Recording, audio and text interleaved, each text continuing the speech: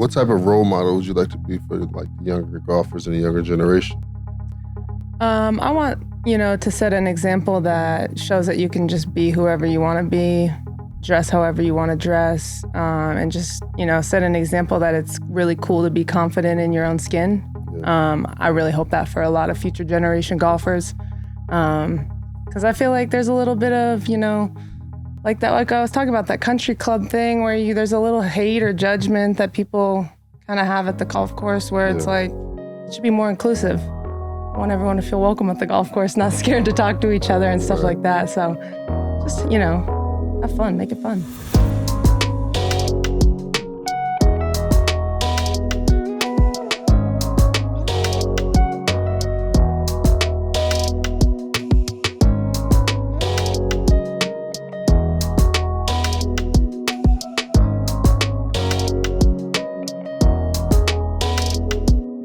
Good morning, everyone, and welcome back to the Par 3 podcast. I'm one of your hosts, Stephen Malbon. We have J.R. Smith, Ben Baller. And today we have a wonderful guest, Oregon's greatest, one of our favorite golfers in the world, the one and only Gigi Stoll. Hey! Welcome to the first tee. Thanks for having me. Appreciate it. Did you like the intro? That was fantastic. Fantastic. Mr. Rogers right there. That's the Mr. Rogers voice. I love the way he brings his intros in, man. We got to start having you doing more. Sorry, Steve. It might give you extra work, but it's going to work out. The Epson Tour, rookie? Nope, third year. Third year Epson Tour. Yes, sir. How many wins under your belt? 1. There we go. Got her done this year. Nice. First one's the most difficult. Yep. How is it playing on the Epson Tour? Talk to us. It's good. It's good. I feel like I've kind of found my bearing on the Epson Tour. Didn't get a win until this year, but now I feel like I'm in a really good spot, playing really good golf, and just enjoying it. Where was the win at? I was in Tucson. Oh, okay, so you went to U of A, right? Yep. What'd you shoot? 15 under. Oh, wow. No big deal. No big deal. No big deal. Easy, Slight work. easy. Slight work. Can you tell, like, I understand, you had your first win, but like you understand how hard it is to compete and how good the players are. Will you please explain to this gentleman right here how hard it is to just be in the situations you've been in and be successful? It takes a lot of mental grit. Honestly, like being able to overcome obstacles when you've played for so long, being able to stay in there and just like do your thing, stay positive, all those things. Because, golf kind of comes in waves. You feel really high, you play really, really good. You feel like you can hit any shot in the world. And then you go through those low points where it's like, you got to be able to dig yourself out. And a couple more rounds, he'll understand. Mr. Never 3-putt. I heard that. I was like, he really hasn't been golfing for that long because if he hasn't 3-putted. What's funny is I didn't think it'd bite me back real hard. And I had like 3 really good rounds, right? Like I had an 80. I beat a pretty good golfer that we all like. One of the dudes who started on me in golf like 8 strokes, and I had like an 83 the next week. Then I had like another 83. So someone invited me to Riviera. I was like, man, bro, this is so fucking. You guys gotta just shut up, man. It's so stupid. So I haven't 3-putt 3 times in 35 rounds. Right now I'm in the 50th plus round. 3-putt 3 times in the front 9. And I said, hey man, you know what? I don't want to play the back 9. This is stupid. I don't want to play this course. I shot a 97. And I just couldn't believe it. And then other dudes are shooting like 120 and 115 and stuff. And I was like, why? How? But it didn't make sense because I feel like the course was just against me. It was like everything they did was like, like I never seen a ball get on the green and then not just, okay, it's one thing to roll off even 10, 15, 20 feet. But to roll off all the way down the hill and then go into some other shit and just fuck your whole day up, like, I'm like, man, come on, bro. This ain't even like, that ain't for anybody mentally strong even. That's like, that they want you to fight. They want you to like be mad. And like, even if you have a good sense of humor, it's not funny. It's like, I was like, this is the stupidest hole. This is the dumbest hole at Riviera, period. Like, but anyways, yeah. So that bit me in the ass.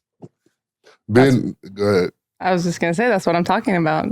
Golf it's like you're in a relationship and you love golf so much, golf's never going to love you back. So you got to just overcome that shit. Man. Damn, that was a hard comparison. Think about that. That hurts, bro. That's Especially, a stinger damn. right there. Bro, did you hear what you said? Well, you got to figure that, like, they put bunkers exactly where the average golfer hits it. They make the fairway funnel and the ball lands in the fairway and then it goes down the hill and goes into the bunker. They build like Fazio's the fucking worst, those false fronts where the front of the green is slanted. Yeah. The back of the green is slanted. That's what I'm talking about. I just played Pinehurst #2, and like when you're pitching it or hitting irons into those greens, you have to land within like 2 or 3 foot.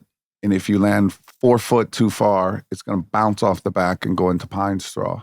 If you land 4 or 5 foot too short, it's going to zip and come back 40, 50 yards off. So it's like you're playing on like tortoiseshell, turtleback greens with the flag on the top of the back. And it's like, go ahead, hit your 4-iron in and see what happens, you know? So yeah, golf's amazing. And that's why I think we all get addicted to it, because like when it does go proper, when you do hit like a high 4-iron fade, you know, 215, and it hits and stops right by the hole and you walk up and have a 4-foot birdie putt, it's like, damn, this is the best feeling in the fucking world. But it's almost just like hanging in there long enough to have the golf gods pay off and hit you a few shots that are super lucky, knowing that, you know, sometimes I play the worst scores, but I hit the ball the best. And sometimes I hit the ball like shit and I score the best. Yeah. So it's like, it's not, I always tell people like, all you can control is your swing. And like, I'm going to hit the 4-iron, and if I hit it perfect, I did all I can do. If it hits and stops by the hole, great. The wind blows, it comes up short and turns around and rolls 40 foot back. It's like, well, guess I'm going to have to fucking get up and down. But you can't control it, and it just will pound you the more you try to. But 4 feet, that's really not a lot of real estate, bro. That's 4 feet is good. Past 4 feet. Until it's not. Okay, well. It's good when it rolls up by the hole and looks in the hole, and then it rolls off the back, and you got a 40-yard pitch from over the green with a downhill green out of the pine straw. And the green's already running 14. Yeah. So I got a question for you. So you grew up in Oregon. You played college at University of Arizona, and then now you're in Vegas. Can you talk about the contrasting styles between the Pacific Northwest and then the Southwest? Like how compare those? When I went to Arizona, honestly, I had never really played a ton of desert golf and things like that, and getting, you know, accustomed to the different grasses and the different styles and layouts like he was talking about. That was huge for me. And then having a little bit of that, you know, Pacific Northwest, playing in the trees and having to hit shots around trees and out of the rough and things like that. Those are 2 completely different golf games. And to be able to have both of those under my belt before I turned professional helped a lot, because once we, you know, started traveling around all the states, then I had that experience, you know.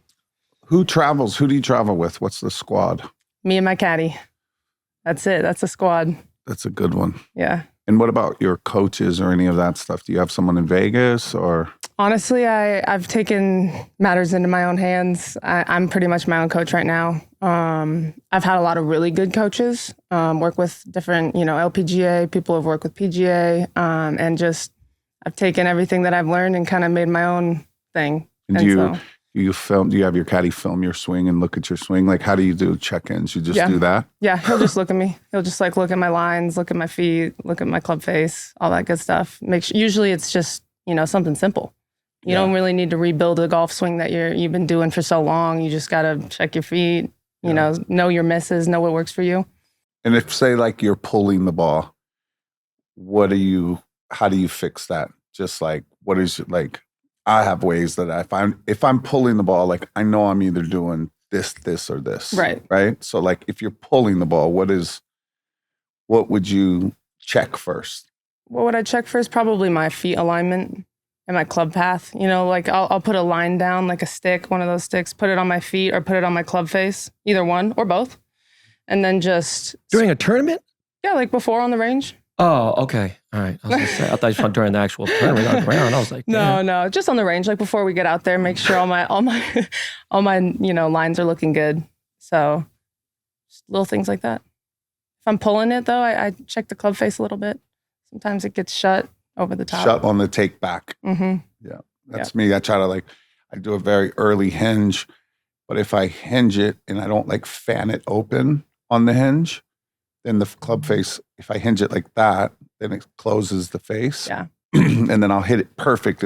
But it'll be like a dart pull. Yeah. Just then, but it's fucked. As soon as I hit it, I'm like, fuck. Yeah. That's probably the hardest thing. People getting it in the slot. Yeah. They can't get it, everybody wants to go like that.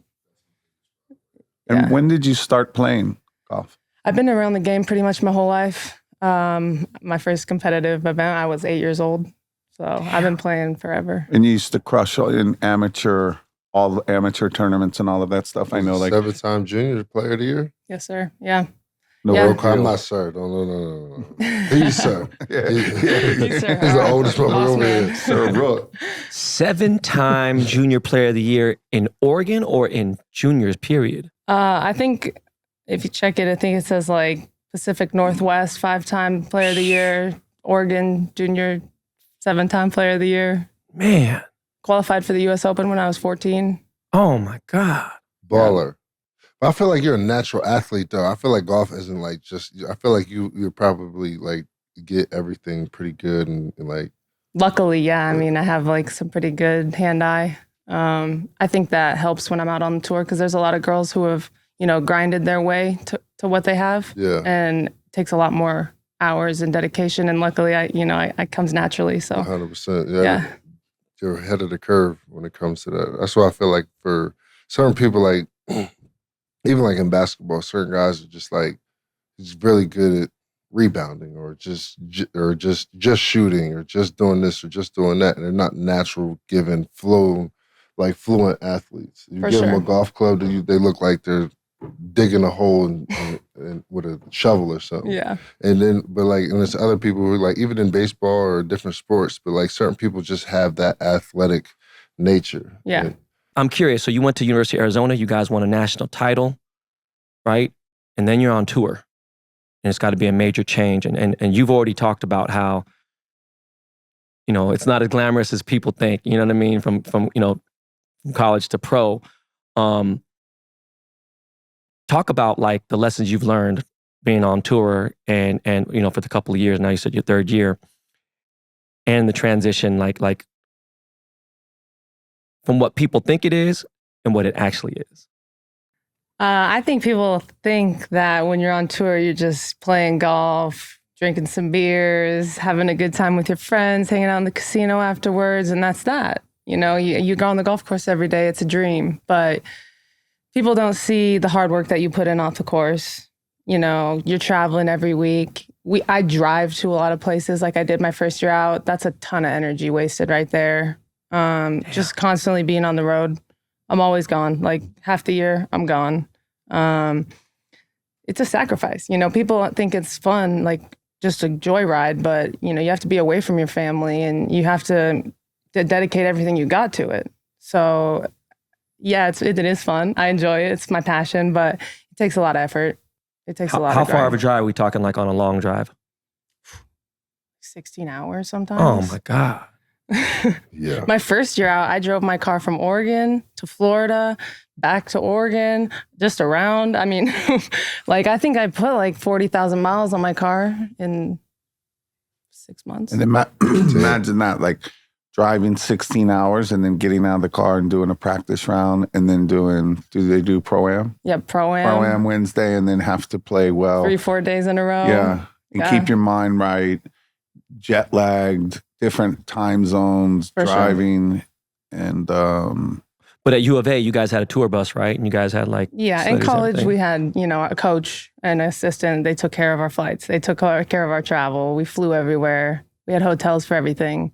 When you're on the road, you got to plan all that stuff on your own. You got to pay for all that stuff on your own. It's a whole different world.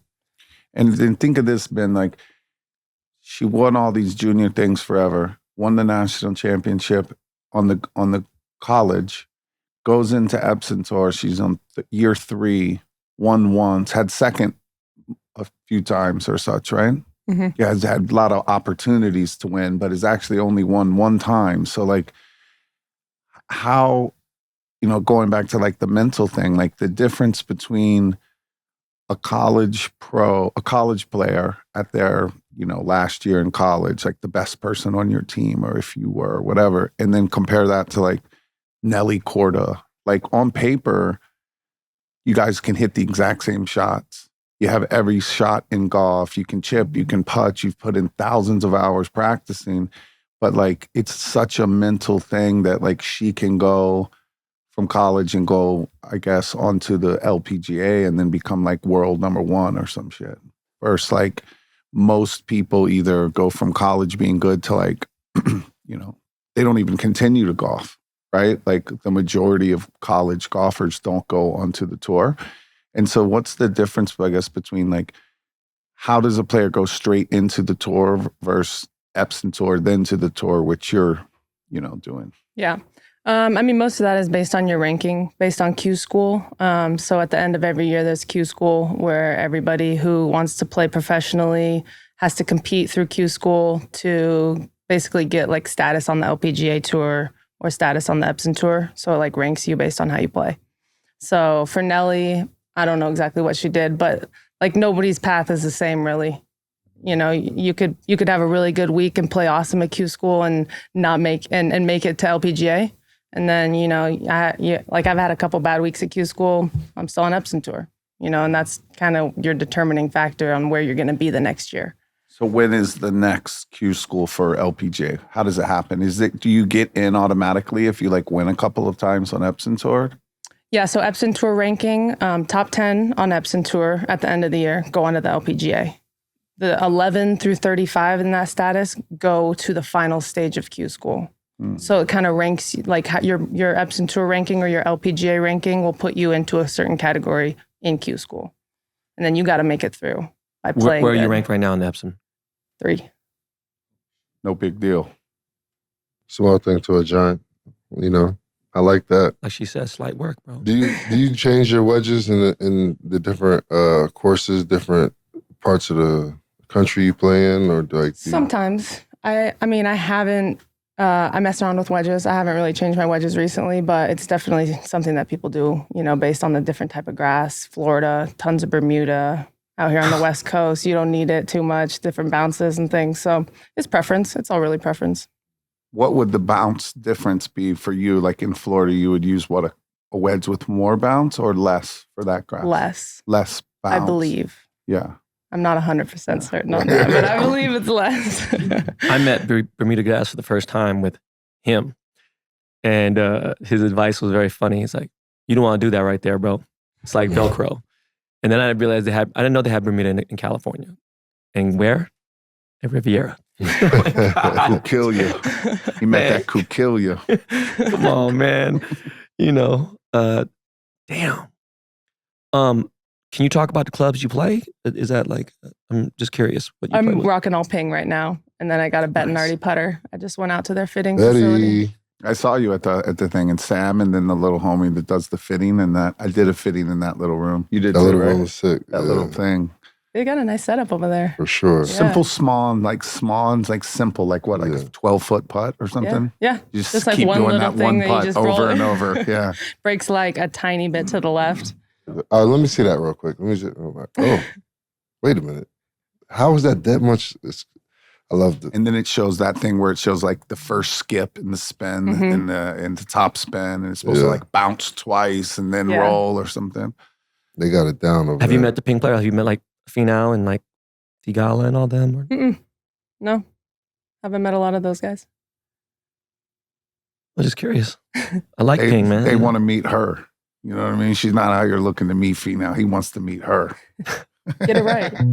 We'd like to give a big shout out to our sponsor, Long Drink, the Finnish drink. And it definitely makes your drives go longer. And you can get yours today at www.longdrink.com. Super refreshing.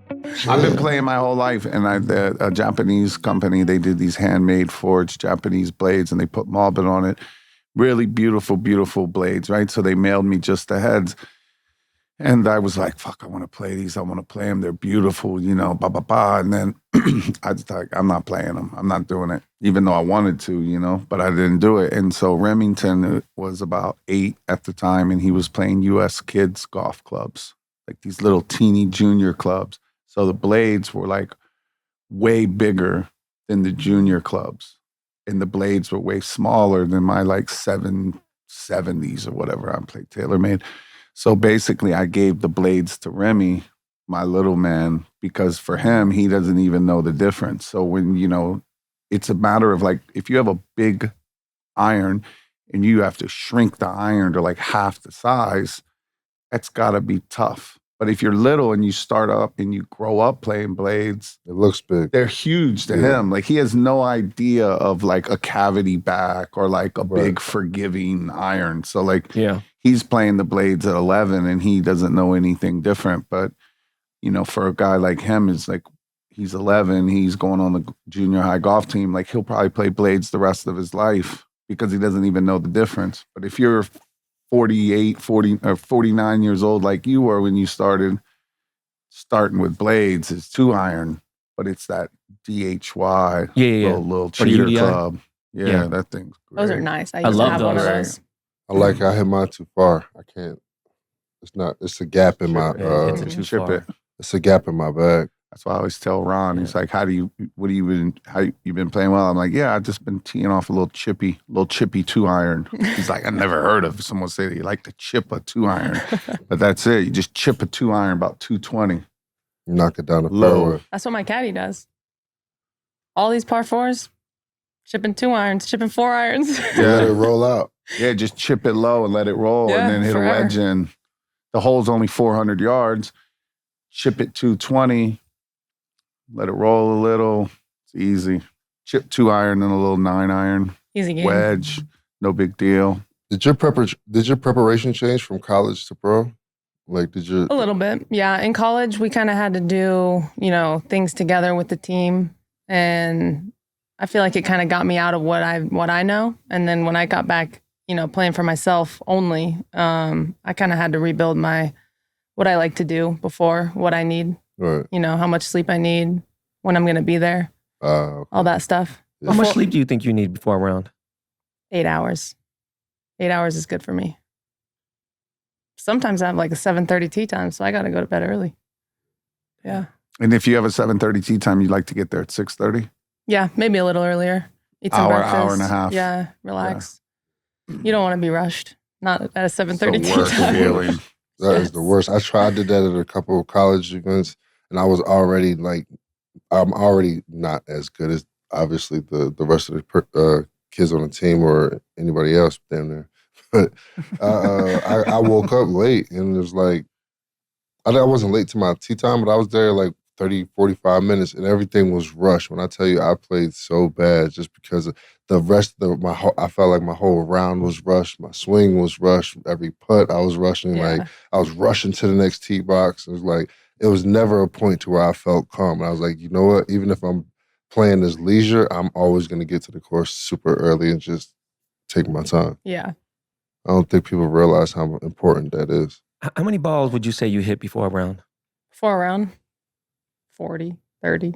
Not a whole lot. Sometimes I'll hit 2 drivers and I'm out. Like, if you hit them right. If I hit them right, if it's the last club I'm hitting, just 2 drivers and I'm done. That's it. Yeah. And you start off what? 60 degree? I have a 58, yeah. 58? Yeah. Little half wedges? Yeah. I hit quite a few of those though. Get your legs working. Yeah.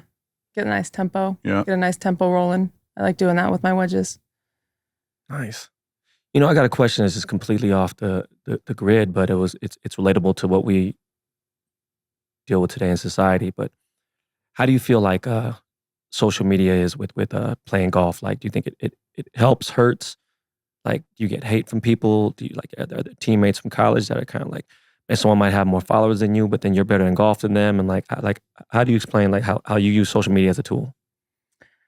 I think social media with golf is a little muddled. I mean, I think the definition of being a professional golfer has gotten a little confusing to some people, I think, on the internet. Just because there's like golf girls and things like that who maybe are professionals, but don't really compete or things like that. So I think it's gotten a little, confusing, the definition of a golf pro. But I think anything is good for the game, honestly. More power to you if you're supporting golf. That's dope. That's a great answer. I don't know where you're going with it, but that's good. Yeah, no, I damn, man, it's crazy. If you're just trying to grow the game, you just want to have it, get out of that stigma of what the reputation of golf has been for the last 50 years. I don't care who it is, unless it's like cheating, or doing something like that. But, you want to grow and have fun. I think the hate that people get from jumping in late, I have like this model that I'm putting on things and saying golf will always be there for you. It's helped me in life. So it's like, it's weird that people don't understand that. But it's just funny. I just always think about that. You see like just the haters, man. Oh, you're a liar. It's so crazy. It's so funny, man. Like, you ain't shoot that. You ain't do this. And it could be anyone who's a pro, whatever. Or hear how they criticize like a tour pro. Say, why'd you do that shot? Blah, blah, blah. What the fuck would you have done? Right. Everybody's a Monday morning quarterback when it comes to the fucking golf channel and all that. It's like when someone blows like a lead or something and they're winning on Sunday morning and they can't close and finish and everybody's like, well, wow, that's like, dude, this shit is hard. And like she said, like when you start spinning and going into the like getting deeper and deeper, when you just start hitting it like shit and your confidence goes and you go from feeling like, like on a high, you feel like I'm like hitting that, that 4-iron from the fairway and I'm like, I'm going to fucking make it. Like I literally think I'm going to fucking make it. And in my head, I really think that I'm going to make it. And so then I'll hit it super close. And then other times I'm like, oh my God, I don't know if I'm going to snap hook it left out of bounds or block it right out of bounds, but I'm not hitting the fucking green. And then I can't hit the green. Yeah. And then you get the wedge shot, like the little half wedge. Sometimes I'm like, I'm going to make it. And the next time I go up to it, I'm like, I'm going to fucking skull it over the green or chunk it 4 foot. And that shit happens all the way down, like Colin Morikawa in remember in Hawaii, when he melted down. I'm sorry, like, the Century. Yeah, like that at the Kapalua or whatever. Yeah, and he was hitting those like fat fucking wedges, chunks, and they were coming back down the hill. And it's like, I could look at him when he was walking up to it, and I looked at him and I thought like, oh man, he's gonna fucking chunk this. Like you could see it on his face, and it's like no matter how much you practice.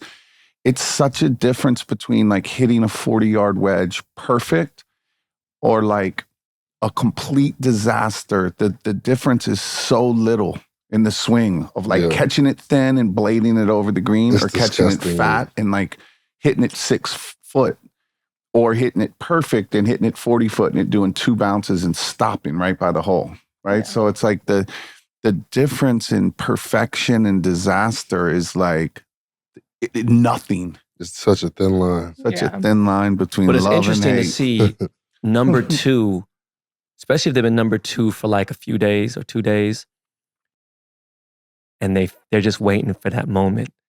You know what I mean? And that momentum change and that shift in momentum, it gets nasty.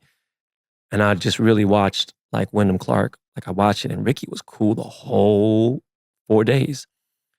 I felt like I saw a little bit come off. And then I was like, man, come on, man, miss this putt, bro. I need Ricky to win this. But his determination, like Wyndham was in there, like he was so focused and locked in. He saw that one little thing. It's like, oh, it's over. And I saw the momentum and I saw the shift change. And I was like, oh, fuck. But he deserved it. So you have to be careful, like that whole thing with Colin too. Like that was, man, that hurt. I was going to ask you, how do you stay in the moment when you making, obviously you're playing well because it's, obviously, I mean, I know you had this one win, but you've won before. You won in the past, like when you've felt like you're going to almost make everything or, knock everything to 2 feet. Like, how do you stay within that moment? Because I know for me, if I birdie 2 holes in a row, I'm so excited, I end up quadruple bogey in the third. Yeah. You know what I'm saying? Like, how do you stay in the moment of that? I mean, that's really what I've been working on a lot this year is staying in the moment, staying, present, thinking about just the next shot. You guys were talking earlier about golf being mean to you and stuff. Like if I miss the green, it's like all perspective. I'm just trying to chip it in, right. Like I'm not trying to, I hope I get this up and down. Like I'm here to chip it in, it's another opportunity to hit a really good shot. So I think it's like taking what the golf gods give you and, working really hard and whatever luck you get, you just run with it. If you have a bad hole, that hole's over. It's been over. You have another opportunity to make a birdie. Right. So that's really just like the mentality, like focusing on that next shot. I like to tell myself, like, every time I make a double bogey, I know I'm going to birdie the next hole. So when I make a double, I don't even care. I just get excited because I'm Yeah, about I to ain't got birdie the that, bro. next two Exact- fucking yeah. holes. Like, who cares? I Yeah. made a double. Now watch this. I ain't got that. You I already don't know did what that. it is. Yeah, it's like, You know? it's almost like you have to like get excited. Like you said, like I played at St. Andrew one time and the caddy told me, I'll never forget it. The caddy told me, he said, do me a favor. And I said, what's up? He said, enjoy every shot because you're going to get some fucked up ones out there. Just enjoy every shot. And like you said, like if, I've been practicing like chipping and pitching a lot. So now if I miss a green, I'm almost get excited. I'm like, now I can stunt. You can show off. Now I can just show off. I could just fucking hit a high, drippy flop over the bunker, 1 foot, walk up, pick that shit up later. Absolutely. That's far. Yeah. That feels like a birdie. Yeah, it feels Right. better than a birdie. Way nice. Yeah. Than like hitting a 5-iron close and making a birdie putt. Like, that's cool. But getting up and down from a real gnarly place when your opponent thinks you're out of it, they're like, I got him. He's in the bunker. Right. Watch this. You Yeah. got me no more, That's a great motherfucker. feeling. I'm back. That's the momentum saver right there. For sure. Yep. Chipping. I had a really bad round last week, real bad. The whole fucking round just stuck to shit. And I didn't make this GAR on this far par 4. And I had like fucking 90 yards and I finally had one good shot and I got the up and down. It was a gap wedge. And I got it up and it finally looked like a decent shot. I finally looked like I felt like I was not a fucking hack for the first time, like ever. And it felt like a good shot and got the fucking up and down. And I was like, but the whole round sucked, but at least that one shot was good. And I just pretty much was like, all right, I focused on that one good shot. Well, it was 2 good shots the whole round. That was it. But I'm not there yet with these guys. Gigi, how do we follow you on social and how do we come watch you on what events do you have coming up? Which ones are you looking forward to? We're going to New York and, New York and Connecticut next couple of weeks. And then at Gigi Stoll _ on Instagram. EpsonTour.com. At Gigi Stoll on Instagram. EpsonTour.com. Check us out. Follow along. We don't really have any live streaming going on yet, but the Epson Tour has been trying to get a little bit of live coverage for like 3 or 4 events. So that'll be all over my Instagram. Real quick, who are some of the tour players that you grew up like watching, rooting for, maybe want to even build your game after like them, model your game after them? Lorena Ochoa was probably the biggest one for me. I was able to be inside the ropes with her in a Portland event, the LPGA Portland event, when I was really young. And I carried the little leaderboard. Oh, that's and dope. on the 18th hole, I was in the last group. She was leading. On the 18th hole, she just started chopping it up with me. She's like, so what's up? You play golf? What's your name? I'm like, you're about to win this thing and you're talking to me for what? And that was probably like one of the most, coolest moments for me as a youngster growing up. And she was always an idol for me. And she won, right? And she won. That's dope. That's dope. I wanted to ask, how casual do you try to keep it in tournament? Or are you like try to be so present that there's not too much chit chat between your caddy and it gets in between like leisure golf and like knowing you're competing? I think honestly, me and my caddy have like the most fun out there. Like Really? in between shots, him and I we're laughing and messing around the whole time. Just because there's golf, we're out there for 5.5 hours. Like if you're in there the whole time, you're gonna be burnt out by the time you're done. So we mess around all the time while we're waiting. Play little games or whatever. And then once it's time to hit the ball, those like 30 seconds, 45 seconds, a minute, you're in there like 100%. You're in the office for 1 minute, Right. and then you're just fucking off after that. Yep. That way you got to stay in it. Yeah, but it's a good balance. What's your goals? Like, what do you have professionally and just off the course? I know you want to. I'm pretty sure you want to do some stuff outside of golf as well. Yeah, on the course, obviously get on the LPGA Tour, win a major. Those are all big goals of mine. Yeah, sure. Off the course, growing the game. I like a lot of the stuff that Malbon's doing with golf. You guys are doing with golf. Get people interested in the game that aren't typical. Right. Whatever that may be. However you bring those fans in, and just making the game less stuffy. Yeah. That's a huge thing because I've been in the country club lifestyle. I've seen that. I don't really like it particularly. So to be able to, break down some of those walls, I think that'd be huge for golf. Yeah. And they don't want that. So it's so funny. Exactly. They still don't want that. Exactly. And they're just like, They don't want us to win. yeah, man, it's funny. It's really a trip that's still 2023, and they're just like, oh, who are you a guest of here? None of your fucking business. Yeah. You know, it's like. No, I went out to Whisper Rock, and they don't allow women out there. I think they allow them 2 days a week. And I was out there, make sure everybody out here knows I'm a female. How's everybody doing?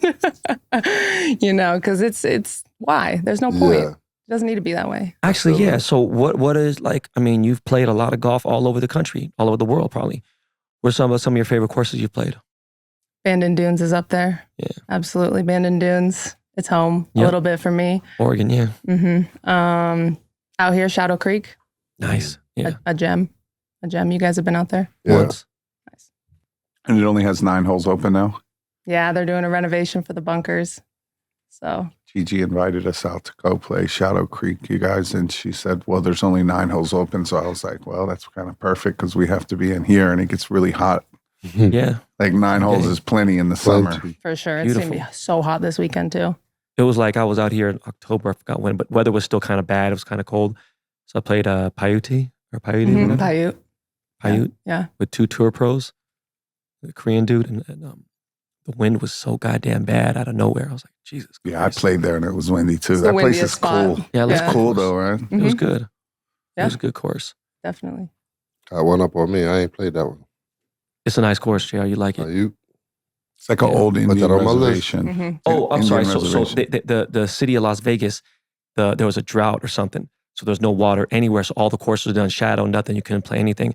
And so they were the only ones, because they're on an Indian reservation, they could use unlimited amount of water to water the grass. Yeah. And that's what it was.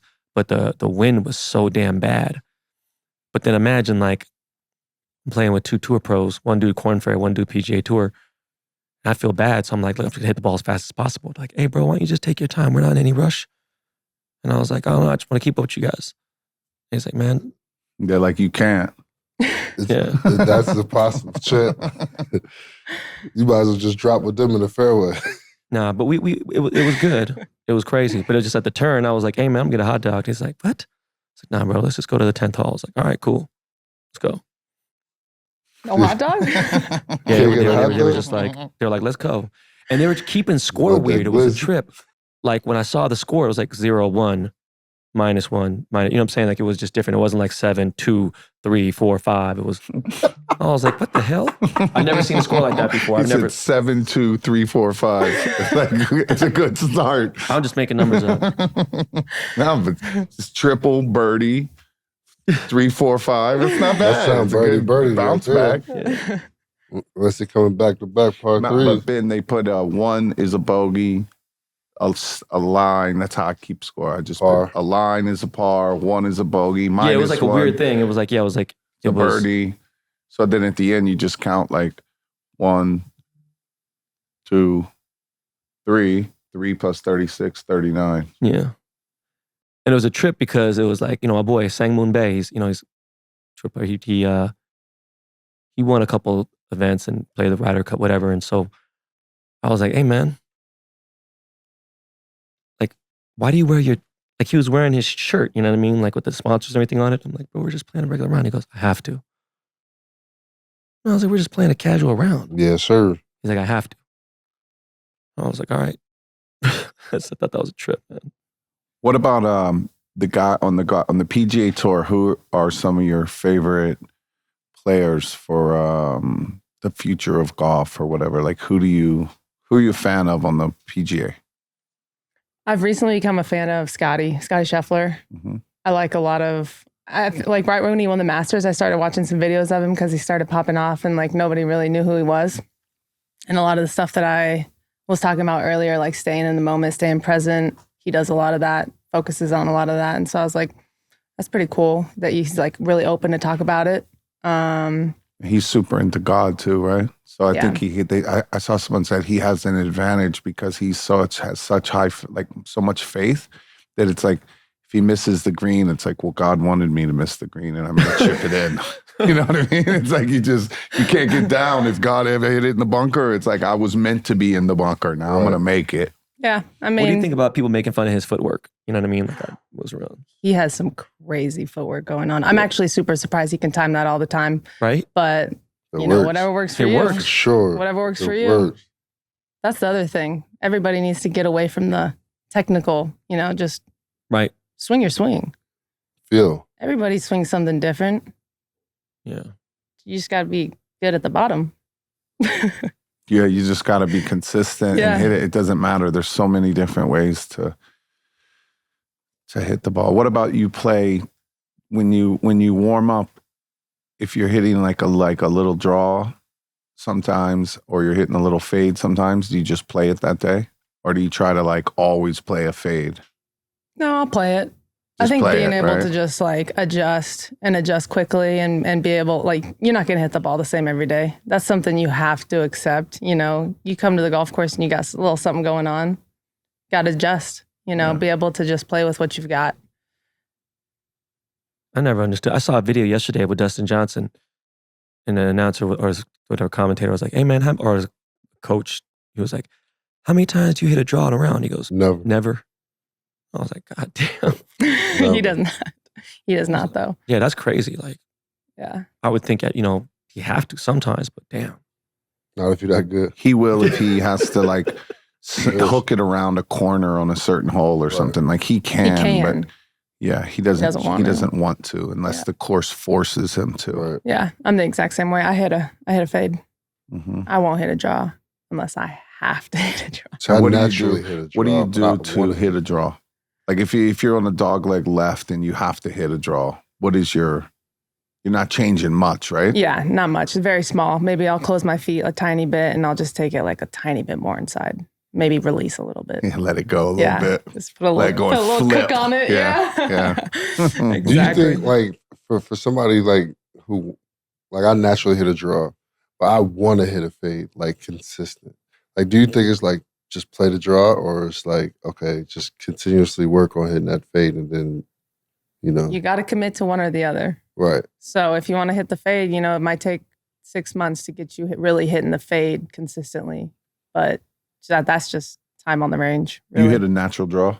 Natural draw. Since 3-4 year draw. You know what, 3-4 yard I draw. would love every that. I time. hit a fade. You know the best way to learn how to Fade's cut the ball? I'd rather hit The best way I've figured out to learn how to cut it is, okay, so let's say you go on a hole, JR, and you just set up and aim directly in the left woods, right? So like aim it directly left in the woods. Set up, everything's perfect, and then just look down the fairway and swing, and the ball will fade. Your brain There's will a do it ball for you. coming It's not across. going to let you snap hook it into the trees. When you're already aimed in the trees and then you just look 40 yards right, your body will just do it for you.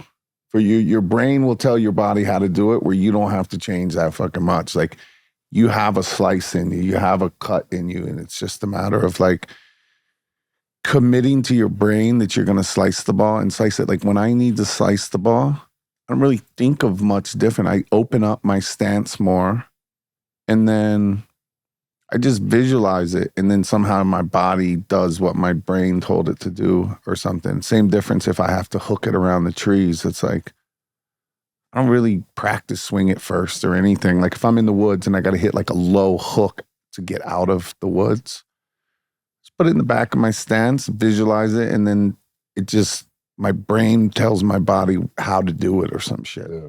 It's the same difference. If you naturally draw the ball and you want to fade it, it's like just tell your brain to tell your body to fade it and you'll fade it.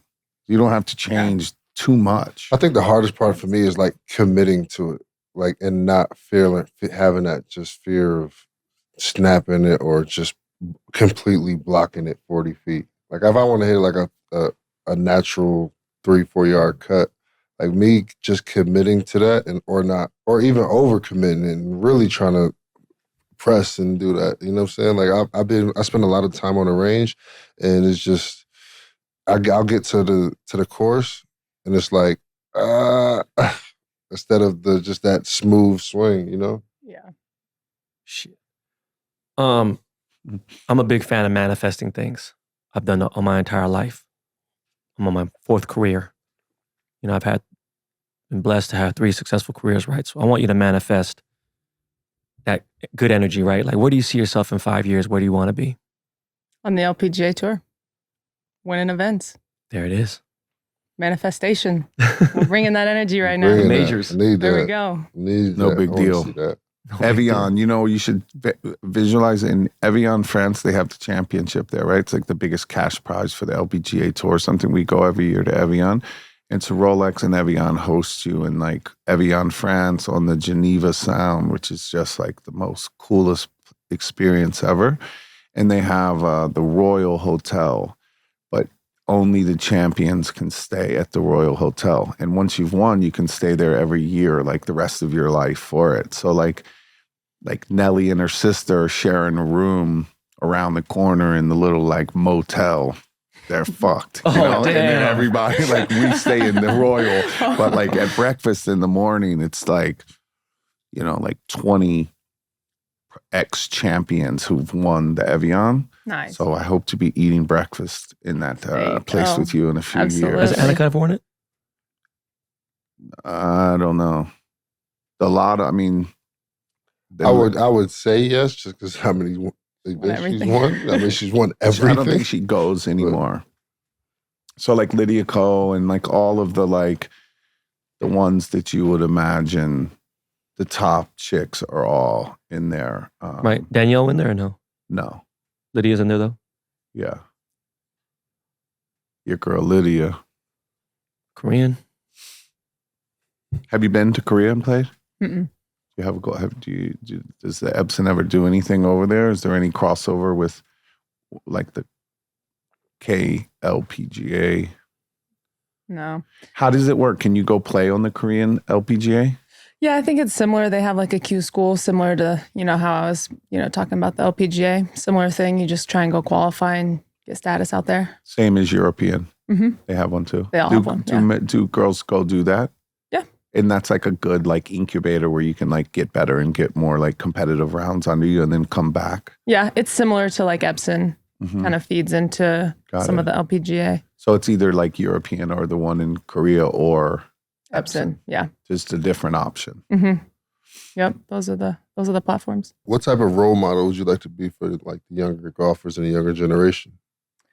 I want, to set an example that shows that you can just be whoever you want to be, dress however you want to dress, and just, set an example that it's really cool to be confident in your own skin. Yeah. I really hope that for a lot of future generation golfers.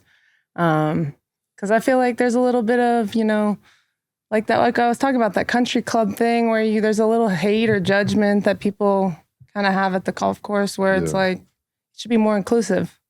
I want everyone to feel welcome at the golf course, not scared to talk to each other and stuff Right. like that. So just, have fun, make it fun. Like that. Like that. Well, thank you for coming. Thank you for having Yeah, me. Gigi, I really appreciate it. And we going to Shadow Creek or what? What's good?